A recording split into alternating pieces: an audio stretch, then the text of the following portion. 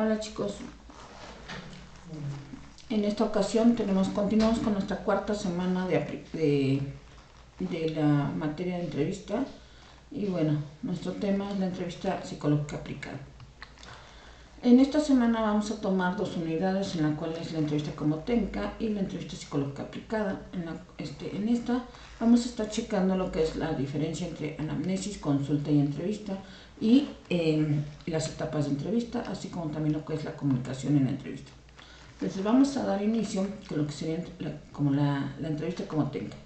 Nos dice que la psicología como profesión se enfrenta a nuevos retos y problemas que crecen día con día. Por lo tanto, tenemos que estar bien capacitados para lo que sería la situación de llevar la técnica de la entrevista, o por lo menos uno de nuestros herramientas más importantes que nosotros estamos manejando. Y para ello dice que debemos de manejar lo que sería la entrevista psicológica de acuerdo a los modelos. No es una sola entrevista, sino que debe manejarse de acuerdo a los modelos en los cuales nosotros busquemos el objetivo de la exploración que tenemos, ¿sí? Nosotros como profesión tenemos muchas áreas y esas áreas van a tener diferentes modelos de entrevista. Por lo tanto, nos dice que cuando un psicólogo trabaja entrevistando a una persona o a un grupo, va a tener diferentes objetivos para poder realizar lo que sería la entrevista. Puede ser una entrevista de investigación, de diagnóstico, de orientación, de selección o de examinación. Todo esto puede ser en cualquiera de las órdenes, ya sea clínica, laboral, educativa, forense, social, deportiva, y muchas otras áreas que nosotros tenemos, ¿sí? Así es que dice, así podrá ubicar y determinar características de personalidad y perfiles profesionales, y su objetivo será conocer, evaluar las aptitudes de los sujetos. A la hora de hacer la entrevista, nosotros necesitamos manejar las tres actividades o ¿cómo se llama? Estrategias que les había mencionado anteriormente, ¿sí? Como era la habilidad de escucha, la habilidad de observación y la habilidad de preguntar, para que nosotros podamos desarrollar adecuadamente lo que es nuestro proceso. Dentro de lo que es nuestro desarrollo como entrevista, primero que nada nos mencionan que es el recurso más amplio que nosotros tenemos como profesionistas. Este recurso lo debemos de dominar adecuadamente, porque tenemos o manejamos lo que sería el proceso de la entrevista, y el proceso que nosotros llevamos en ello debe ser totalmente dinámico, porque va a ser en función a nuestro trabajo. Y para que esto se lleve a cabo, nosotros debemos ser muy profesionales y saber adecuadamente tener un conjunto de conocimientos, de herramientas y de técnicas que ya debemos de dominar. Estos conocimientos, técnicas y herramientas las vamos manejando a través de muchas materias que van ustedes analizando y que van checando a lo largo de su carrera, ¿sí? Ahorita les voy a mencionar algunos conocimientos que deben de tener. Por ejemplo, conocimientos básicos de la psicología. Todo lo que nos enseñaron en lo que serían materias de introducción a la psicología, como es el objeto de estudio de la psicología, que nosotros manejamos lo que es la conducta y los procesos mentales. Debemos de manejar totalmente el conocimiento de las diferentes teorías de desarrollo, ¿sí? Para saber etapas, formas y estructuras del desarrollo y de la personalidad. Debemos de manejar lo que serían teorías del desarrollo y sus etapas, como sería Sigmund Freud, Erikson y Piaget y algunos más, en los cuales dicen Sigmund Freud te habla de la etapa oral, anal, fálica, latente y genital. Erikson te habla de sus 8 estadios, y Piaget te habla de sus 4 estadios. Entonces, en esta situación también debemos de manejar lo que sería el dominar aspectos grupales, o de cómo convive la gente, modelo grupal, para saber reconocer su estructura. Conocimientos también debemos de tener de todo cómo genera o cómo funciona la neuropsicología en el ser humano, qué es lo que le hace falta, ¿sí? Qué es lo que podría manejar, cómo estructura sus pensamientos, su manejo a través de lo que serían estos conocimientos, ¿sí? También reconocer totalmente lo que son los códigos y criterios de los trastornos o de los problemas psicológicos, para determinar si son problemas o son trastornos, ¿sí? o son problemas de vida, como serían conceptos de psicopatología y cuadros clínicos, ¿sí? En estos que los vamos a dominar en el DSM-5 y en la CIE-10. Manejar lo que serían métodos de evaluación, totalmente, como técnicas, estructuras, cuestionarios y más, que se van dando, ya sean en el ámbito, en cualquiera de los ámbitos, educativo, clínico, laboral, etcétera. Tenemos que manejar, pues el dominar la técnica de la entrevista, tenemos que manejar lo que sería conocimiento e interpretación de cuestionarios, todos los test y pruebas psicométricas que nosotros utilizamos los tenemos que dominar y conocer cómo se aplican, ¿sí? Y uno más que se manejaba la técnica de observación, observar todo lo que se va manejando.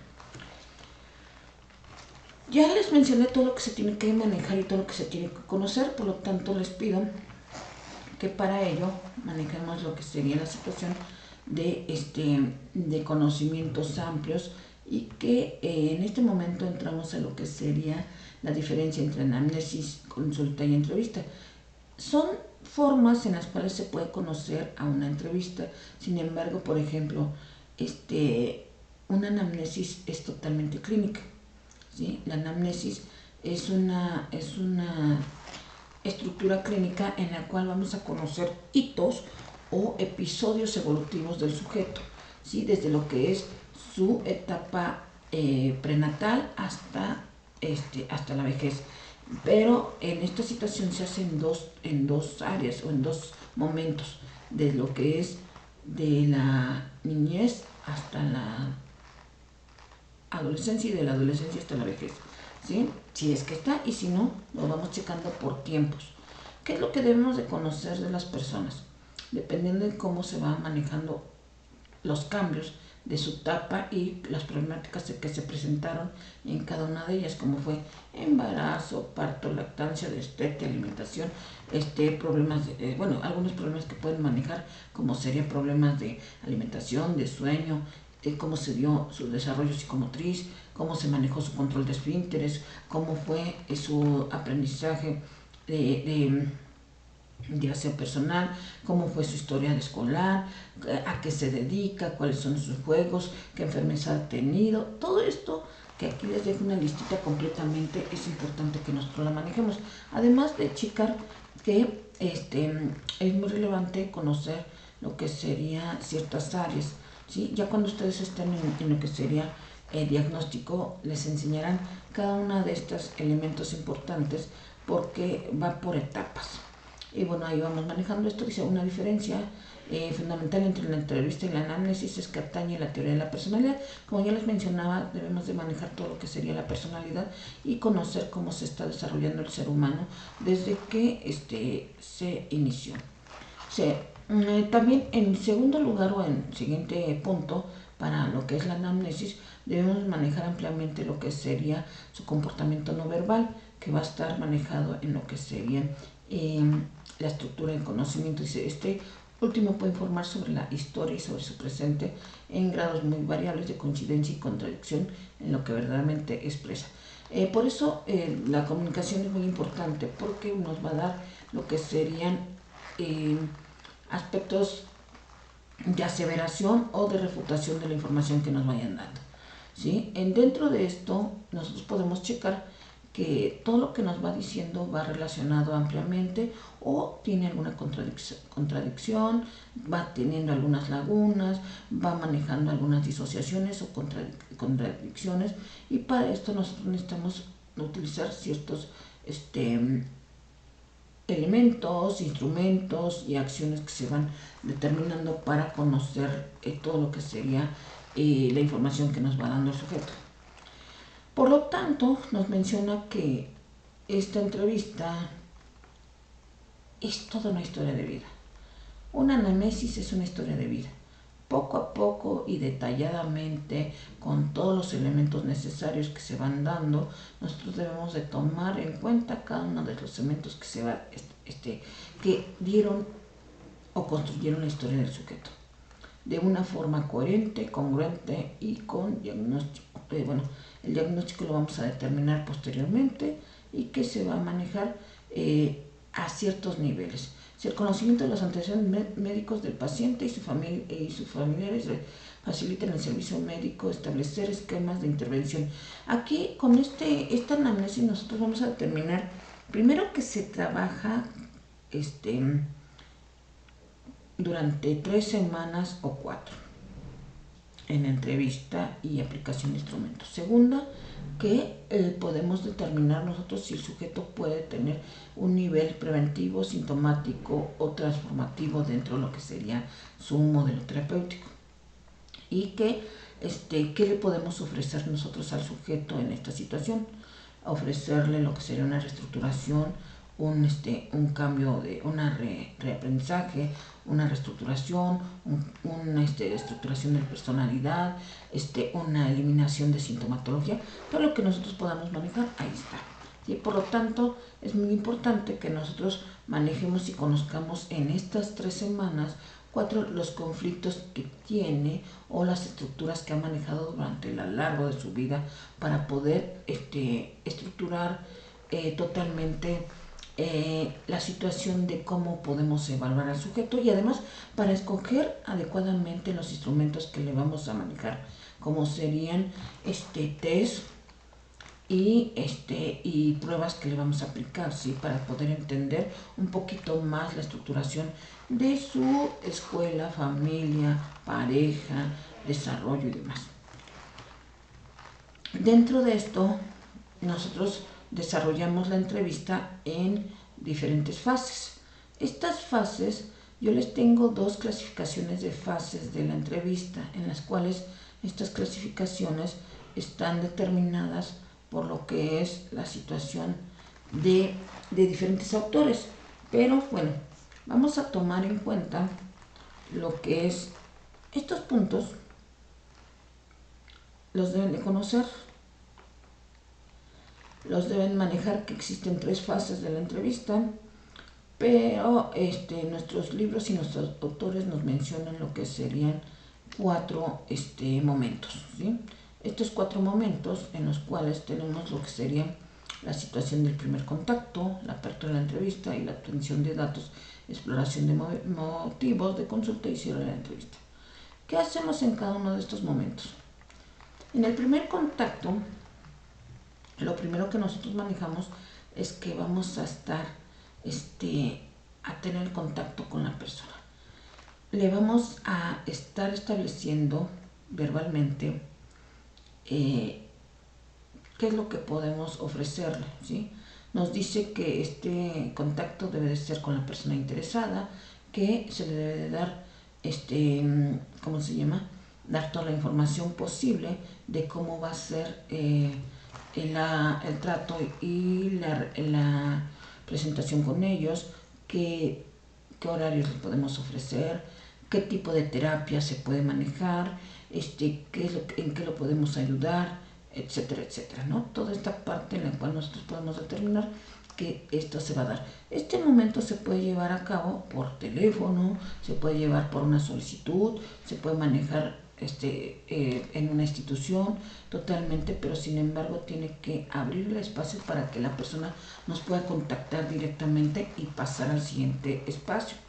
Por ejemplo, en este caso, siempre me presento en este primer momento cuando me llaman por teléfono o me visualizan. Lo primero que les digo es que soy terapeuta cognitivo-conductual, que ya les había dicho, que les puedo ofrecer lo que serían consulta, sesiones de 1 hora, en qué lugar se encuentra mi consultorio, qué horario les puedo ofrecer, cuál es el costo y todo eso, ¿sí? Es la parte que puedo manejar en lo que sería el primer contacto. Después viene lo que es la apertura o la primera fase. Dice aquí, nosotros vamos a obtener datos. Al principio nosotros nos referimos primero, retomamos lo que sería el saber por qué la persona se está presentando, qué es lo que requiere, cómo podemos hacer ese encuadre con él. Y bueno, para empezar necesitamos nosotros de registros o lo que serían los protocolos de entrevista, donde vienen todo lo que sería la ficha de identificación, su nombre, su domicilio, su lugar, ocupación, toda escolaridad, todo lo que nosotros requeremos en lo que sería su ficha de identificación. y empezamos a hablar un poquito de su historia de vida, que sería su infancia, adolescencia, vida adulta o madurez. Todo eso tiene que estar manejado en la apertura, y además también debemos de conocer lo que sería de forma tanto teórica y nosotros lo conocemos teóricamente, pero debemos manejar su examen mental.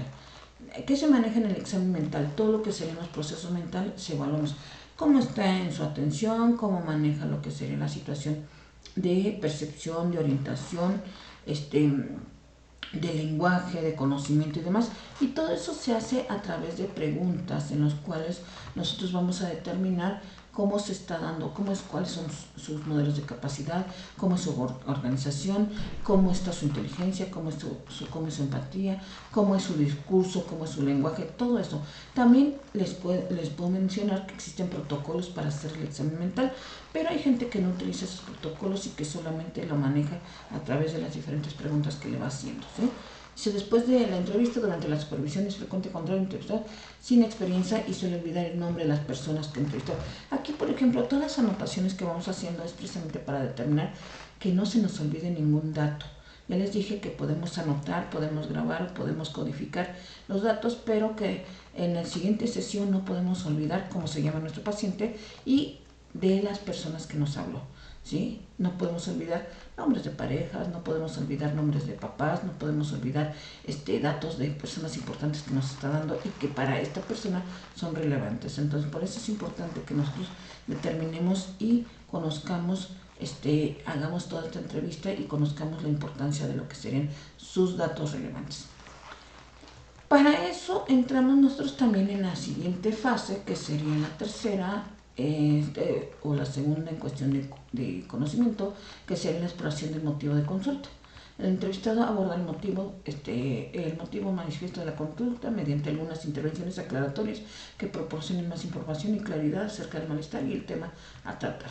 Por lo tanto, es importante que nosotros cualquier situación, cualquier problemática que nos llegue y que nos diga qué es lo importante que nos está manejando, lo manejemos con preguntas el curso del malestar, fecha de inicio, evolución, forma en que se va dirigiendo, y dependiendo, yo les recomiendo que tomen en cuenta que toda esta sintomatología debe de tener una frecuencia, duración e intensidad de todos los elementos. Por ejemplo, cuándo inició la problemática y cuántas veces se ha presentado, ¿sí? Cuánto ha durado esa problemática, qué intensidad, qué elementos o qué síntomas te va manejando. Todo eso se va manejando dentro de lo que sería la vista. Y bueno, la última fase que se maneja es el cierre. En el cierre nosotros tenemos lo que sería entre 7 y 5 minutos antes de terminar la entrevista, podemos manejar lo que sería reafirmar información que el sujeto nos ha manejado para que nosotros determinemos si estamos entendiendo la información, si hay algún malentendido o que se le informa al entrevistado la forma en cómo se procederá en las citas subsecuentes. Aquí, por ejemplo, cómo se va a llevar a cabo. A veces la gente piensa que con una sola consulta es suficiente y no. Les digo que mínimo para hacer la entrevista y todo el diagnóstico necesitamos mínimo 3 entrevistas y una cuarta para devolución. Entonces, por eso es importante que nosotros chequemos esto y decirles que lo que les solicitamos que no falte o que requerimos de información, que le vamos a aplicar instrumentos, que le vamos a hacer tal cosa, para que se continúe su proceso, ¿sí? Entonces, en esta situación, algunos autores como Sullivan nos mencionan que debemos de tomar 4 puntos importantes para el cierre. Una, el entrevistado formula una declaración final en la cual deja entrever todo lo que ha entendido sobre el discurso del entrevistado, ¿sí? Entonces nosotros debemos de mencionarle qué fue lo que entendimos, qué fue lo que vamos a trabajar y qué es lo que vamos a hacer. Dice, también debe de manejarse y emitir una prescripción de acción acerca de lo que se requiere convenir a hacer más adelante. ¿Qué es lo que vamos a hacer? ¿Qué le vamos a hacer en las siguientes sesiones? ¿Qué vamos a manejar? ¿Y qué le estamos ofreciendo? ¿Sí? El entrevistado, el tercer punto dice, el entrevistado hace una apreciación final sobre el curso en que se seguirán las cosas en la vida del sujeto, de acuerdo con lo expuesto en cuanto a sus capacidades y necesidades conscientes e inconscientes. Despedida formal, que sería el cuarto punto, entre entrevistado y entrevistador. Aquí ampliamente nos despedimos y amenamente le pedimos que nos vemos la siguiente sesión, ¿sí? Entonces, estas serían las fases de la entrevista que vamos teniendo. También les comentaba yo que podemos tomarlo de la siguiente manera, como sería fase 1, fase 2 y fase 3, en las cuales podemos checar. Aquí le dejo una lista de elementos que se pueden tomar en cuenta en la fase de consulta de preguntas. Sí, ¿qué es lo que podemos preguntar? Algunos protocolos ya vienen, algunos no. Cuando hacemos preguntas semi-estructuradas, aquí podemos preguntar aspectos generales, relaciones sociales, familiares, cómo les va manejando y todo, ¿sí? Para que se vaya dando completamente lo que sería la situación de la entrevista, ¿sí? Ahora, la comunicación en la entrevista, ¿cómo la damos? Esta comunicación se lleva de dos formas muy importantes, la verbal y la no verbal.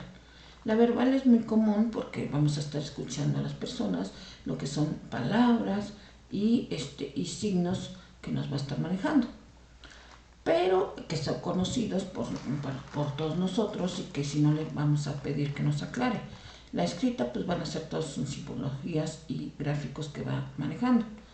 Pero una muy amplia es la no verbal, en la cual vamos a estar checando movimientos corporales, estructuras, expresiones, tonos de voz y simbologías que nos va dando con el cuerpo. Entonces, por lo tanto, tenemos una estructura de manejar 4 tipos de comunicación no verbal: la kinésica, la proxémica, la paralingüística y la simbólica. Estos, ¿con qué fin lo tenemos? Primero, lo tenemos con el fin de desarrollar nuestra buena escucha, nuestro buen desarrollo, y bueno, tenemos lo que sería empezar con las características que tenemos con la comunicación verbal. Primero, nos dice que en esta comunicación verbal no debemos de interrumpir, debemos de sintetizar puntos claves, ya les dije que es algo importante, repetir la idea central de la información y no manejar el juicio sin comprensión totalmente, además de estudiar muy bien los silencios de las personas. En la comunicación no verbal debemos de escuchar los tonos de voz, debemos de manejar muy bien cómo es el contacto ocular del sujeto, si lo evade, no lo evade, qué hace con la vista, ¿sí? Manejar las posturas y manejar las expresiones faciales que se van dando. Entonces todo eso se va estableciendo. En la comunicación verbal tenemos lo que serían las técnicas de intervención verbal no directivas y las directivas. Aquí este tema es muy amplio, así es que solamente se las voy a estar mencionando para esta grabación un poco y posteriormente les voy a dejar material para que ustedes vayan leyendo. Sin embargo, esta información se va desarrollando a lo largo de todo nuestro proceso como carrera, ¿sí? Dentro de lo que serían las técnicas verbales no directivas, tenemos lo que sería la paráfrasis, el reflejo de la emoción, clarificación y resumen, y también dentro de esto tenemos lo que sería la autorrevelación y la inmadurez. Dentro de lo que serían las técnicas verbales directivas tenemos lo que serían las preguntas, la interpretación, el encuadre, confrontación, afirmación de capacidades, información e instrucción.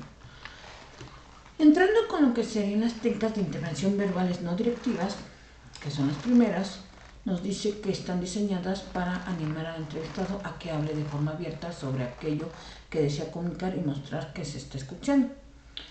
Esto va aliado con lo que sería el rapport y vamos manejando lo que sería una estructura de discurso facilitador de técnicas y que nosotros vamos a escuchar con atención y con entendimiento ampliamente.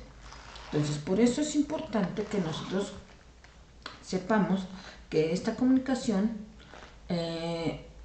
la debemos de tener con varias estrategias y varias técnicas de escucha, en la cual nos dice que los autores nos recomiendan estos 4 puntos para considerar en este tipo de técnicas. Una, no repetir los mensajes como si fuéramos loros o grabadoras, o sea, debemos de guardar y codificar la información adecuadamente y repetirla o reafirmarla con el sujeto cuando sea necesario. Dos, evitar empezar siempre los mensajes con el mismo proceso o la misma palabrita, ¿sí? Aquí nos dice que para qué quiere decir esto o por qué quiere decir, o la típica frasecita de cómo te hace sentir eso o por qué lo mencionas, ¿sí? Entonces hay que buscar nuestras propias palabras o las palabras que requerimos en el momento necesario, formando nuestra personalidad como entrevistadores. Y tener lo que sería permitir que el entrevistado confirme el mensaje enviado, rectifique o rechace, ¿sí? Por ejemplo, utilizando algunas palabras como si es esto, si esto me quieres decir exactamente o qué era lo que querías manejar totalmente. Y por último, en estas consideraciones manejamos en lo que serían estas técnicas no directivas, mencionamos que debemos de manejar adecuadamente la atención y comprensión de todos sus gestos de expresión corporales, manos, cara, sonrisa y demás, ¿sí? Es importante. Entonces, esas son las recomendaciones para las técnicas no verbales. Las técnicas de intervención verbal, que serían, dice, se trata de respuestas activas que parten de la historia, de la hipótesis del entrevistador y por lo tanto están centradas en el propio punto de vista del marco de referencia. Tenemos lo que sería, dice, se recomienda evitar convertir preguntas abiertas en cerradas porque puede limitar la elaboración de la respuesta. O sea, dejemos que el sujeto responda y que para eso tenemos que hacer preguntas concisas, ¿sí? Graduar el grado de concreción de la pregunta abierta para evitar que el entrevistador la responda con demasiada extensión. Aquí nos hace mención, junto con el otro punto, el siguiente, que cuando nosotros hablamos de lo que es un tema en específico, debemos de darle la pregunta al sujeto sin que se amplíe como para que nos cuente su vida ampliamente, ¿sí? Bueno, sí nos las va a contar, pero la cuestión es que una pregunta no nos puede dar así. ¿Cómo les diré? Hay ocasiones que les preguntas por papá o mamá y de repente te sueltan cómo es papá, cómo es mamá, pero vamos paso por paso. O ellos quieren manejar, como nos dice la siguiente recomendación, la pregunta la quieren hacer como una relación social, como si te estuvieran contando como si fuera su amigo, ¿sí? Como si fuera su estructura. Sí debemos de realizar esa estructura de confianza, pero no que se convierta en una forma simple de contestar preguntas o de estarte contando algo que no nos va a servir en ese momento. Y además de que a lo mejor te pueden devolver el tipo de pregunta como pregunta para ti, o sea, ¿y tú cómo te llevas con tus papás? ¿O tú por qué haces esto? ¿Sí? Y eso no debe de ser, ¿sí? Porque no dice que esa relación, dice hacer un uso responsable de las preguntas, reprimir la tendencia a preguntar por curiosidad, algo que convierte la entrevista en una relación social, y evitar hacer preguntas que si no se tienen claros su objetivo se realizan. Sí, cuando las preguntas son necesarias, convierte preparar la pregunta enunciado como necesita información para tal cosa. Ya les comentaba que hay preguntas o hay momentos en los cuales se convierten un poquito complicados para contestar, como lo que sería la situación de su vida social, familiar o personal o sexual que se va dando, o su vida laboral, ¿sí? Sus modelos de éxito y demás que se va teniendo. Es por eso importante que tenemos de manejar lo que sería la estructura de las preguntas adecuadas. Para esto también nos recomiendan que debemos de manejar 4 puntos importantes. Darle tiempo al entrevistado para pensar lo que va a contestar, evitar enunciar diferentes preguntas a la vez, o sea, no lo vamos a bombardear con preguntas, explicar por qué necesitamos preguntar o por qué necesitamos respuesta de esas preguntas, e intentar que el entrevistado entienda que las preguntas sean relevantes para su ocupación, ¿sí? Esa sería la comunicación verbal. En la comunicación no verbal es una de las más importantes y nos mencionan que la comunicación no verbal acompaña o maneja un 60 o 70% de todo el contenido de lo que nosotros vamos a manejar. ¿Por qué? Porque el sujeto primero va a expresar muchos elementos afectivos, va a ser una connotación que va a ser de forma inconsciente y que no vamos a equivocar. Nosotros como profesionistas tenemos que manejar lo que sería la interpretación de ella de una forma adecuada o de una forma en la cual podemos determinar cómo se está llevando a cabo, ¿sí? Por ejemplo, entender cómo es su forma afectiva de transmitir la información entender cuáles son sus barreras o mecanismos que está utilizando para manejar la información, o tratar de romper lo que serían esas barreras o resistencias, porque que ya vamos a tratar más adelante, porque van a ser de forma inconsciente, ¿sí? Y que no se equivoca, la comunicación no verbal admite múltiples interpretaciones, pero que esta persona lo va a decir de alguna manera u otra, ¿sí? Y va a ser representado con su cuerpo y su voz. La comunicación no verbal nos dice que el sujeto que va a presentar o va a manejar lo que sería su forma de carácter, sus emociones, sus reacciones hacia los demás, su forma de tomar conciencia totalmente, y nos dan una lista de 3 formas, que puede haber más, pero que pueden ser 3 formas que yo les manejo para poder manejar esta estructura de comunicación no verbal. La primera es: uno puede intentar inhibir cada una de las comunicaciones no verbal que, de acuerdo a su conocimiento o creencias, significan algo en la interacción que no quiere que se note o sepa. Este comportamiento supondría iniciar cada interpretación con mucha atención o de una forma poco expresiva. Uno también puede sentir liberado a reconocer cómo dejar traslucir sus emociones, dar cuenta de que la gente conoce acerca de su intuición mucho más de lo que uno mismo es capaz de decir en palabras acerca de cómo se siente. Y por último, en esta misma recomendación nos dice que uno puede sentir simplemente despreocupado al tomar conciencia de que es inevitable comunicar algo, y que este algo sea capaz, sobre todo, de intuitivamente y que es realmente nadie mantiene una interacción independiente de fijarse en cada comportamiento no verbal. ¿Qué quiere decir esta situación en la cual, que mientras nosotros observemos y registremos cómo el sujeto está contestando verbalmente, pero también sus posturas no verbales, nos va a dar mucha información para nosotros, ¿sí? Entonces, por lo tanto, también nos mencionan que podemos tener criterios básicos para entender esta comunicación no verbal.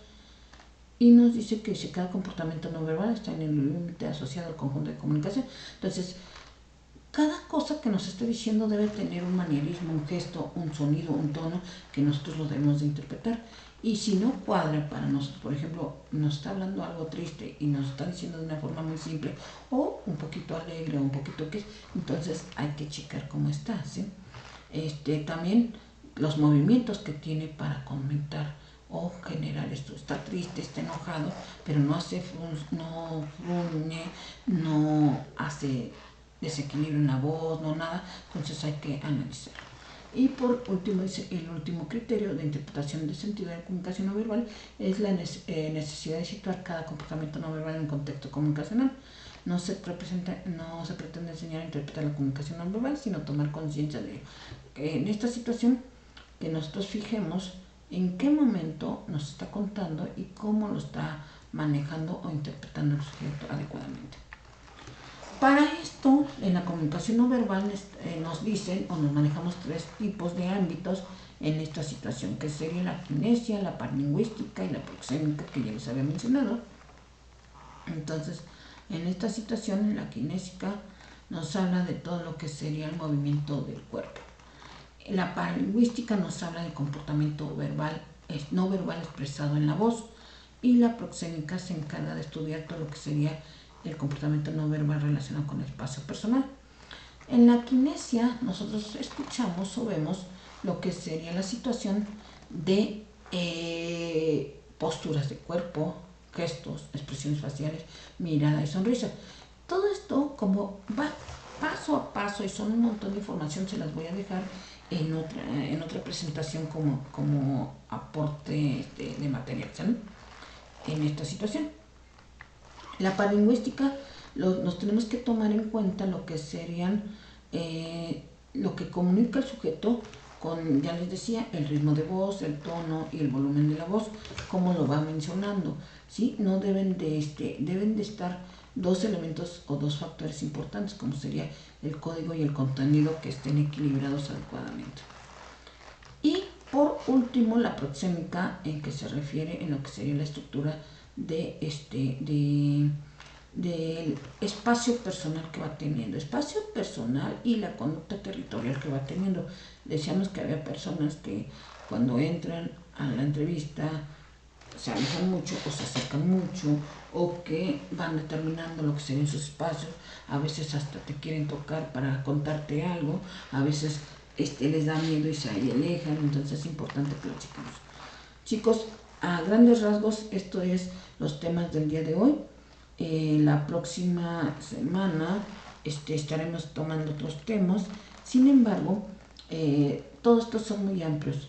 Por lo tanto, les pido que poco a poco lo vayan desarrollando, que la presentación es complemento del apunte. Sin embargo, les voy a dejar mucho material para continuar con ello. Gracias y hasta la próxima.